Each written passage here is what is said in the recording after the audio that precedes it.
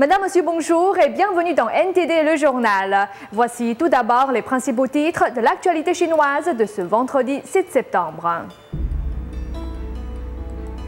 2 tremblements de terre ont frappé le sud-ouest de la Chine. Le mouvement anti-lavage de cerveau s'intensifie, le gouvernement de Hong Kong change de ton. Selon les médias d'État chinois, 2 tremblements de terre de magnitude 5,6 ont frappé le sud-ouest de la Chine aujourd'hui, tuant au moins 64 personnes et forçant des dizaines de milliers de personnes à quitter leurs maisons endommagées. Les tremblements de terre ont lieu près de la frontière des provinces du Yunnan et du Guizhou. Le premier a frappé à 11h19, heure du méridien de Greenwich, et le second a suivi environ 45 minutes plus tard, d'après le US Geological Survey. L'agence officielle Xinhua a rapporté qu'il y a en ce moment 64 morts, qu'environ 715 personnes ont été blessées et 20 000 maisons endommagées. La plupart des victimes étaient du comté de Yilian, dans la province du Yunnan, près de l'épicentre des séismes qui ont frappé à une profondeur de 9 km selon l'USGS. Dans l'après-midi, les autorités avaient déplacé plus de 100 000 personnes de la région alors qu'une série de répliques avait frappé. Les bâtiments des régions chinoises les moins développées sont souvent construits avec peu d'égard pour les normes de construction, ce qui les rend vulnérables aux tremblements de terre. En 2008, environ 87 600 personnes avaient été tuées dans le sud-ouest de la province du Sichuan où un tremblement de terre de magnitude de 7,8 avait eu lieu. La plupart des victimes sont mortes sous les décombres des maisons et des écoles construites sans renfort en acier adéquat. Un autre tremblement de terre de magnitude 6,9 en avril 2010 avait tué près de 3000 personnes dans une région reculée de l'ouest de la province du Qinghai, dévastant une grande partie du comté de Yushu où de nombreuses personnes déplacées vivent encore dans des tentes. Le mouvement anti-lavage de cerveau de la population de Hong Kong est entré jeudi dans son 8e jour. Plus de 120 000 citoyens se sont réunis à la protestation devant le gouvernement et davantage de gens se mettent en grève de la faim. Le gouvernement de Liang Chun-ying a finalement changé de ton, disant qu'il pourrait envisager des discussions pour retirer le programme. L'Alliance civile contre l'éducation nationale a fait remarquer que le geste du gouvernement visait à prendre la température. Ils vont appeler les citoyens hongkongais à porter du noir aujourd'hui et demander le retrait immédiat du programme. Voyant et entendant les manifestations continues devant les locaux du gouvernement, le chef de l'exécutif de Hong Kong, Liang Chun-ying, qui a annulé son voyage en Russie, où il était attendu pour la rencontre de la coopération économique pour l'Asie-Pacifique, a changé de ton jeudi et déclaré que le gouvernement pourrait considérer le retrait du programme de l'éducation nationale. Le même jour, le ministre de l'Éducation du gouvernement communiste chinois a déclaré qu'il y avait de l'espace pour la discussion. L'Alliance pense que ce geste vise à prendre la température. L'Alliance continuera à promouvoir la campagne de porter du noir vendredi et au grand rassemblement de samedi, jusqu'à ce que le gouvernement prenne une position claire. De plus, 9 activistes de mouvements sociaux des années 70, comprenant John Shum, Trophy Kwan et Wang Yinghua, se sont joints à la grève de la faim sur le Civic Square. Au fait, nous voulons apprendre de vous. De quelle importance est la pensée indépendante? Comment pouvons-nous ne pas résister, exercer toutes nos forces et crier de tous nos poumons, défendre nos enfants avec nos vies? 20 intellectuels de différentes universités ont également signé la lettre pour montrer leur soutien au retrait du programme de l'éducation nationale. L'éducation patriotique de l'État parti unique menée par les jeunes pionniers et la Ligue de la jeunesse communiste sous le leadership du PCC ne convient en particulier pas du tout à Hong Kong. Nous nous opposons fermement à la brutalité du gouvernement hongkongais imposant le système d'éducation civique de la Chine continentale à Hong Kong. Les intellectuels ont appelé la population à résister à toute tentation et pression attendant au haut degré d'autonomie de Hong Kong et à maintenir les valeurs essentielles de Hong Kong. Nouvelle NTD, Hong Kong. Les 10 années de pouvoir de Hu Jintao et Wen Jiabao ont été marquées par de grands changements à l'intérieur et à l'extérieur du pays. À l'heure de la transition de pouvoir à la nouvelle génération de dirigeants, Deng Yuwen, le rédacteur en chef adjoint du journal Learning Times, a listé une dizaine de problèmes non résolus pendant leur règne et explique que Hu Jintao et Wen Jiabao ont été restreints dans leurs actions par la faction de Jiang Zemin. Voici notre dossier interdit du jour. Dans un article intitulé « L'héritage politique de Hu Jintao et Wen Jiabao », Deng Yuwen explique que tous deux ont essayé d'appliquer des réformes au cours de leur mandat, mais que certains problèmes sont restés sans solution en raison de nombreuses restrictions. Ces problèmes seront légués aux successeurs de Hu Jintao. Pour le critique politique Ringreux, Hu Jintao et Wen Jiabao n'ont pas compris que ces restrictions venaient du PCC lui-même. Pour l'écrivain Thier Liu, sans se départir de l'idéologie violente de Mao Tse-tung, Hu Jintao, Wen Jiabao et Xi Jinping resteront dans le désespoir. Tout ce qu'a fait l'ancien secrétaire du parti de Chongqing, Bo Xilai, l'était sous la bannière de l'idéologie de Mao. Xi Jinping et Hu Jintao connaissent tous deux le côté mauvais de Mao Tse-tung, mais ils n'osent rien dire parce que Mao Tse-tung a construit le système du PCC avec les règles du PCC et l'a inscrit dans la constitution chinoise. Wen Jiabao et Hu Jintao étaient menacés quotidiennement par la faction de Mao. Ils vivent aussi à l'ombre de la terreur. C'est pourquoi le procès de Bo Xilai se limite à des accusations de corruption, alors qu'en réalité, il a œuvré pour renverser Wen Jiabao, Hu Jintao et Xi Jinping sous la bannière de Mao Tse-tung. Selon l'hebdomadaire New Epoch, au début de 1999, Jiang Zemin a déclenché la persécution du Falun Gong. Lu Hogan et Zhu Yangkang ont été placés au comité des affaires politiques et légales et ont rapidement gagné tant de pouvoir que les ordres de Hu Jintao et Wen Jiabao n'avaient plus de portée. Hu Jintao et Wen Jiabao ont souvent été restreints dans leurs actions. Ainsi, n'ont-ils pas réussi à résoudre de nombreux problèmes quotidiens des Chinois causés par la faction de Jiang Zemin. Selon Hua Po, observateur des affaires courantes, l'écart grandissant entre les riches et les pauvres a causé beaucoup de ressentiment et ce ressentiment a été utilisé par la faction de Jiang Zemin pour faire pression sur Hu Jintao et Wen Jiabao. Au début, les gens considéraient Hu Jintao et Wen Jiabao comme belles paroles mais pas d'action. C'était injuste parce qu'ils devaient agir, mais ils étaient restreints. Les subordonnés de Hu Jintao et Wen Jiabao n'ont pas été loyaux et ont pris la direction opposée, donc ils n'ont rien pu faire. Mais toujours d'après Hua Po, ce que Hu Jintao et Wen Jiabao n'ont pas réussi à accomplir a été résolu par la fuite de Wang Linjun au consulat américain et la chute dramatique de Bo Xilai. Hu Jintao et Wen Jiabao ont ensuite pu reprendre le contrôle. Lors du 18e congrès, on devrait voir apparaître une formation où Xi Jinping serait le dirigeant et les hommes de Hu Jintao au contrôle. Hu Jintao et Wen Jiabao pourront alors viser le comité des affaires politiques et légales et détruire la faction de Jiang Zemin. Deng Yuwen finit son article sur cette phrase. Le successeur de Hu Jintao devra avoir le sens de l'urgence pour résoudre les problèmes laissés par Hu Jintao et Wen Jiabao. Dossier interdit NTD. Liang Guanglie, le ministre de la Défense chinois, a offert respectivement une enveloppe contenant près de 1 900 $ américains aux deux pilotes indiens qui le transportaient lors de sa visite en Inde. Ce geste a déclenché une vague de critiques. Les médias indiens ont satirisé cette action comme une gaffe diplomatique et se demandent s'il n'y a pas un message caché derrière ces enveloppes. Selon les médias indiens, le 3 septembre, après son déplacement de Mumbai à Delhi en avion, le ministre chinois de la Défense, Liang Guanglie, a offert à chacun des deux pilotes indiens qui le conduisaient une enveloppe scellée contenant 10 millions de roupies, soit environ 1 900 $ américains. Bien perplexes, les deux pilotes ont fait un rapport à leurs supérieurs. En fait, la loi indienne interdit aux fonctionnaires d'accepter des cadeaux en argent. Les enveloppes de Liang ont ainsi rejoint la trésorerie nationale indienne. Les médias indiens ont aussi cité les commentaires de l'ancien ministre indien des Affaires étrangères, Anand Sharma. Ce geste est tout à fait inapproprié. Offrir de l'argent aux fonctionnaires, surtout à ceux qui portent un uniforme, ne se conforme pas aux règles normales de la diplomatie. P.K. Barbora, ancien commandant adjoint de la force aérienne indienne, a dit qu'il n'a jamais vu ce genre de choses durant ses 40 ans de carrière militaire.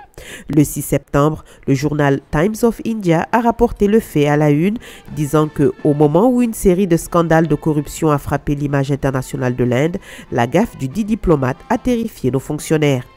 Le journal a également écrit « La Chine devrait connaître l'étiquette diplomatique. Le dit geste cache-t-il un message ?»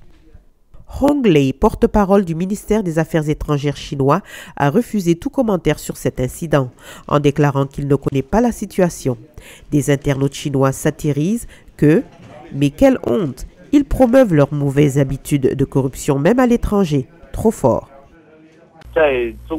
Depuis longtemps, il existe dans le système militaire du PCC des comportements tels que la corruption, l'achat et la vente des postes de fonctionnaires, plus graves que ceux des autres environnements bureaucratiques du PCC.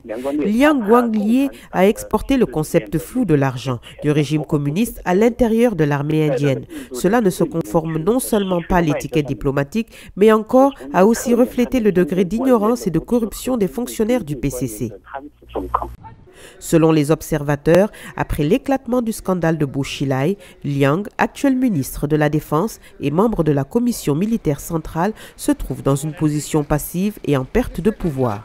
Sous la pression continue de Hu Jintao, le rôle de Liang est en train de se transformer en celui de vase de décoration. Nouvelle NTD. Et tout de suite, des informations canadiennes après une petite pause. Caucus des néo-démocrates, le NPD veut le pouvoir d'ici 3 ans. Au fédéral, les néo-démocrates viennent de terminer leur caucus à Saint John. Le chef du parti, Thomas Mulcair, a clairement indiqué qu'il veut que les néo-démocrates pensent déjà à la prochaine élection qui est prévue dans 3 ans. C'était la première fois depuis qu'il est devenu chef du parti de NPD que Thomas Mulcair a eu la chance d'exposer sa vision pour les années à venir. Mes amis, la vague orange est là pour rester. Le message de Mulcair à plus d'une centaine de députés était le suivant. L'élection est dans 3 ans et leur travail commence aujourd'hui. C'est le temps de passer à l'étape suivante, se préparer pour le plus grand combat de tous, montrer aux Canadiens que nous sommes prêts à gouverner. Prenons les conservateurs et unissons tout le monde sous la bannière néo-démocrate. Et c'est le plus grand défi du NPD, s'assurer que leur victoire électorale historique n'était pas juste un feu de paille. Aujourd'hui, une partie de la stratégie de Mulcair était de cibler les conservateurs, les accusant de dilapider les richesses du pays. Malgré 50 ans de croissance économique, la plupart des Canadiens sont à la traîne. Le NPD voit le Canada atlantique comme un endroit où son message a une certaine traction, avec 32 sièges à prendre. Le consensus est que les conservateurs ont perdu le Canada atlantique. Ils sont plus intéressés aux 30 nouveaux sièges ajoutés à la Chambre des communes. On a donc ici un terrain fertile et Terre-Neuve et Labrador a toujours été néo-démocrate. Mais l'autre travail énorme qui attend le NPD, mais qu'ils sont assez matures pour gouverner. Beaucoup de ces députés sont inexpérimentés et ont été élus pendant le balayage historique au Québec. Nous sommes prêts à prendre les sièges de Stephen Harper. Nous sommes prêts à gouverner. Nous sommes sérieux. Nous pouvons aussi gérer les questions sociales, économiques et environnementales. Alors, Thomas Mulcair ne perd pas de temps. Il a envoyé ses députés à Terre-Neuve et Labrador pour rencontrer le plus d'électeurs possible. Il les enverra également dans les campus universitaires à travers le pays au cours des prochaines semaines. Il veut que le parti soit complètement prêt pour l'élection fédérale du printemps 2015. Cette semaine, la rentrée scolaire engendre le déplacement de milliers d'enfants. Les parents se soucient beaucoup de leurs enfants qui partent à l'école via l'autobus scolaire. À présent, un quartier scolaire de la région d'Edmonton a adopté une nouvelle technologie pour apaiser leurs craintes. Étudions de plus près cette nouvelle application qui permet de retracer son enfant par le biais d'une carte à puce. La rentrée qui se doit d'être heureuse peut devenir un événement assez effrayant, surtout pour les élèves qui ne savent ni où aller ni quoi faire. Elle avait vraiment peur de manquer l'autobus car elle n'est qu'en première année et c'est la première fois qu'elle doit prendre le bus toute seule. À présent, il existe une sécurité supplémentaire. Les élèves des écoles publiques d'Elk Island peuvent maintenant glisser une carte à puce lorsqu'ils montent et qu'ils descendent de l'autobus. Cette technologie permet d'améliorer la sécurité des élèves. Elle permet de s'assurer que les élèves montent dans l'autobus. Nous pouvons suivre le trajet du bus. Si le bus tombe en panne, nous pouvons saisir l'endroit où il se trouve, s'assurer que les enfants sont sains et saufs. Plus besoin d'attendre au froid pour les bus retardataires. Les parents peuvent se connecter à partir de téléphones intelligents ou d'un ordinateur à la maison et retracer l'heure d'arrivée de leur enfant. Ceux qui sont derrière le volant déclarent que le $250 000 investi en vaut vraiment la peine. Yvette Foster affirme que les modifications permettent de réduire le risque d'enfants qui manquent ou d'enfants oubliés. Ce sont des choses qui se produisent. Le nouveau système devient un contrôle supplémentaire pour les pilotes, c'est sûr. Une sécurité supplémentaire dont les enfants eux-mêmes seront les plus grands bénéficiaires. Je me sens plus en sécurité parce que ma maman sait où je suis et si je me trompe de bus, l'application va réellement le lui dire. Il ne s'agit qu'un de petits glissements de la carte pour les Macri, mais d'un bond géant pour la paix et la tranquillité d'esprit pour toutes les personnes concernées. Après une brève pause publicitaire, vous trouverez plus d'informations internationales. Barack Obama électrise le public de la Convention démocrate.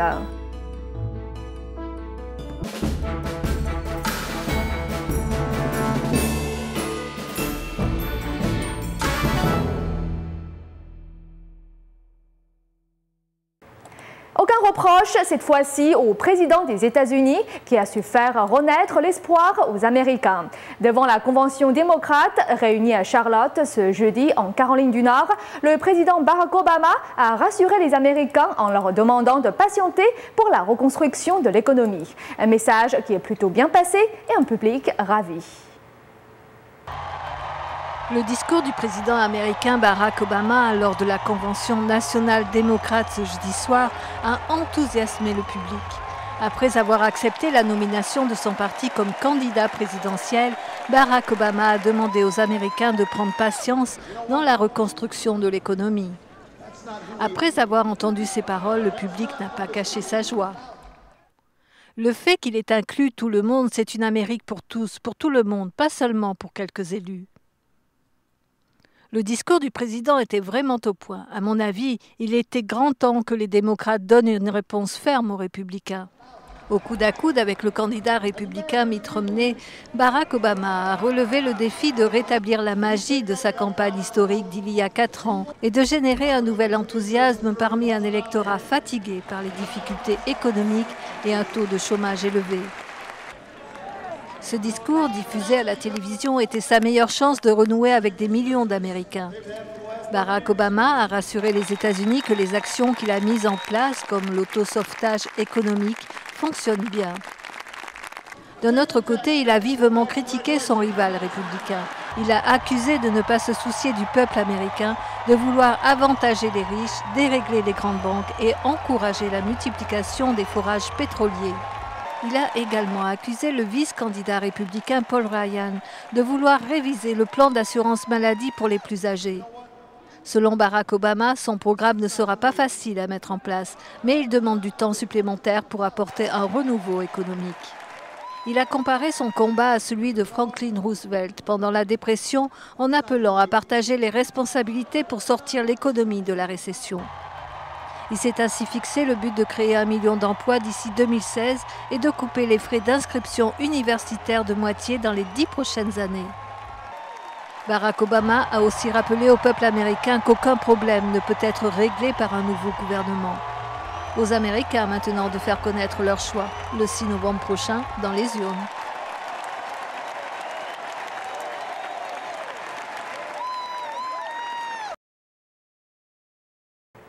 La caravane de la paix qui a traversé les États-Unis est arrivée à New York jeudi. Ce mouvement a pour but de faire prendre conscience du cas des victimes de la violence engendrée par la guerre lancée par le président Calderón contre les narcotrafiquants. Une volonté de mettre un terme à cette guerre qui, depuis ces 6 dernières années, a fait au Mexique plus de 60 000 morts et 10 000 disparus. Après un voyage à travers les États-Unis, la caravane de la paix avec dignité et justice est arrivée à New York ce jeudi 6 septembre pour appeler à la fin de la guerre des drogues dans la ville de Mexico qui a causé la mort de milliers de personnes. Ce mouvement a pour but de faire prendre conscience des vies perdues en vain et d'attirer l'attention sur les effets dévastateurs de la guerre des drogues des deux côtés de la frontière. Plusieurs organisations basées à New York, y compris l'Alliance pour une politique sur les drogues, ont accueilli la caravane en organisant une veillée aux chandelles pour commémorer les victimes dans les deux pays. Ce soir, cette veillée attire l'attention sur le fait que ce ne sont pas seulement nos frères et sœurs du Mexique qui souffrent de cette guerre qui a échoué, mais également les communautés ici à New York, les communautés aux États-Unis, particulièrement les communautés noires et hispaniques. Les niveaux de consommation de drogue sont pareils à tous les niveaux raciaux et ethniques, mais les Noirs et les Latinos sont largement surreprésentés dans les systèmes de justice. Ils sont beaucoup plus susceptibles d'être arrêtés, incarcérés, expulsés, juste parce qu'ils sont en possession ou consomment de la drogue. La procession aux chandelles a démarré de l'église Riverside. Des centaines de personnes ont marché vers l'église Saint-Cécile tout en rendant hommage à leurs proches, en tenant des écriteaux, des fleurs et en scandant « Ils ont été pris vivants. Nous voulons les récupérer vivants. Où sont-ils? Où sont nos fils et nos filles? Où sont-ils » La douleur d'avoir perdu des êtres chers dans cette guerre des drogues était encore présente, mais certains ont quand même eu le courage de partager leurs expériences personnelles. Joaquin is my firstborn, and he was killed 2 years ago. He was brutally assassinated. Joaquin est mon premier-né. Il a été tué il y a 2 ans. Il a été sauvagement assassiné. Il est né à Cancun et il s'est installé à Mexico quand il est rentré à l'université en 2e année d'architecture. Il a été tué 2 jours avant le début de sa 3e année d'architecture dans notre meilleure université publique. Il faisait un excellent travail. Alors, il représente tout pour moi.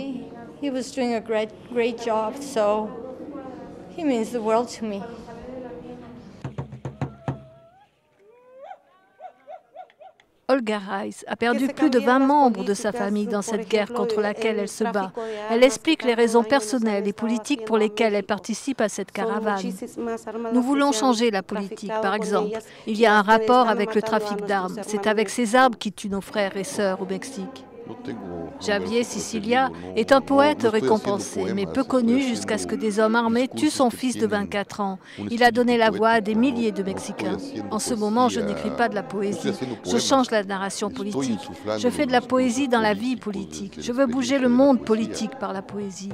La caravane de la paix avec dignité et justice s'est terminée par une conférence de presse et un rassemblement dans le centre de New York. Le mystère continue sur l'assassinat de 4 personnes dans le sud-est de la France. Des centaines de policiers et d'enquêteurs ont été déployés afin de trouver des pistes. Au bout de 8 heures de recherche, une enfant de 4 ans a été retrouvée indemne. Mais pourquoi tant de temps? Ce reportage va nous en donner la réponse. L'enquête sur l'assassinat de 4 personnes sur le bord d'une route dans le sud-est de la France se poursuit ce vendredi. Le ministre français de l'Intérieur, Manuel Valls, a pris la défense de la police qui a pris 8 heures avant de trouver la seule victime vivante et non blessée au milieu des corps des adultes défunts. L'enquête est dirigée par le tribunal d'Annecy. Des centaines de policiers et d'enquêteurs ont été déployés pour essayer de résoudre le mystère de ce cycliste français et de ces 3 passagers morts d'une balle dans la tête dans une voiture immatriculée en Grande-Bretagne sur le bord d'une route de montagne. 2 passagers britanniques ont survécu dans la voiture. Une petite fille de 8 ans qui a été frappée et reçu une balle et une fillette de 4 ans retrouvée indemne 8 heures après l'arrivée de la police sur les lieux. Les policiers ont expliqué ce retard par le fait que l'enfant était bien caché et parce que les enquêteurs ont essayé de protéger la scène du crime avant l'arrivée de l'équipe spécialisée de médecins légistes de Paris. Ce matin, Manuel Valls a pris la défense des forces de l'ordre lors d'une interview à la radio. Je ne participerai pas de ce type de polémique inutile et injustifiée. Les gendarmes, les enquêteurs, les techniciens, les médecins ont accompli hier un travail de très grande qualité et je leur fais confiance pour poursuivre leur travail. Donc pas de faute d'après vous? Il faut qu'ils poursuivent leur travail et je pense qu'il n'y a eu aucune faute. Et je rappelle que cette fillette a été retrouvée vivante. À Annecy, les habitants sont choqués et s'interrogent sur la raison de ce crime. C'est le genre de choses qu'on a l'habitude de lire dans les magazines. Et puis, quand on voit que c'est à Saint-Joriot, au bord du lac d'Annecy, ça fait flipper, ouais. Quand on a des petits et tout, on se dit, bah, finalement, on est en sécurité nulle part. Mais bon. Non, ça m'inquiète pas parce qu'apparemment, l'enquête le déterminera. Mais ce serait plutôt la piste familiale pour l'instant. Donc je vois pas pourquoi on serait inquiet. C'est pas un tireur fou qui est dans la ville à vouloir assassiner les gens. Le propriétaire de la voiture retrouvée mort au volant était un homme britannique d'origine irakienne. En Inde, dans l'état de Karnataka, l'armée de l'air indienne, qui va fêter ses 80 ans, prépare la grande exposition de ses modèles d'avions à Bangalore. Le but de cette exposition, prendre contact avec les écoles et le grand public afin de leur faire prendre conscience du développement aérien au sein de l'armée de l'air. Un mois avant de fêter son anniversaire, l'armée de l'air indienne prépare une grande exposition de ses modèles d'avions à Bangalore, état du Karnataka, dans le sud de l'Inde. Ce jeudi, la ville de Bangalore a organisé une présentation de cette exposition qui ouvrira au grand public ce week-end et sera la première de ce genre. Le but de cette exposition n'est pas de faire étalage de la puissance aérienne de l'Inde, mais d'apprendre aux écoles et au grand public les différents modèles d'avions. L'armée de l'air indienne fêtera ses 80 ans le 8 octobre prochain. Pour cet anniversaire, nous organisons cette exposition pour avoir un contact avec les gens et leur faire prendre conscience de ce qu'est l'armée de l'air.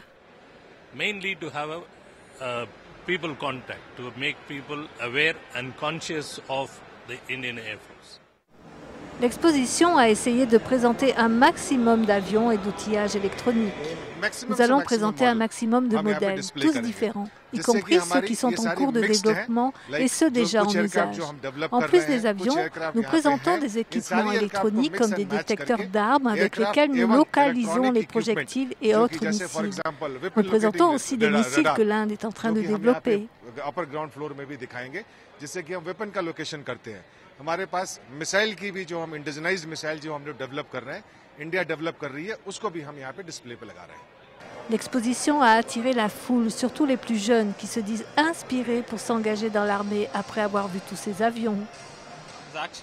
C'est une bonne initiative de l'armée de l'air, c'est bien. Il y a tellement d'avions, je ne les connaissais pas tous. J'ai appris des choses.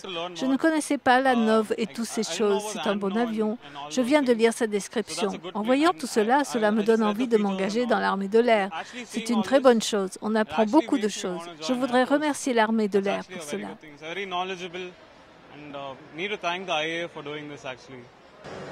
Bangalore organise des shows aéronautiques tous les 2 ans depuis au moins 20 ans.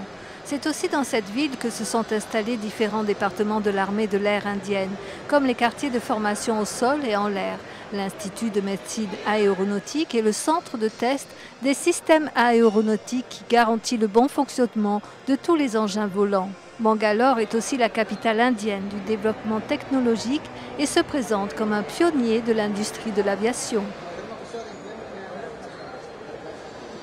Et voilà, c'est la fin de ce journal. Merci de votre fidélité. De la part de la rédaction de NTD Le Journal, je vous souhaite un très bon week-end.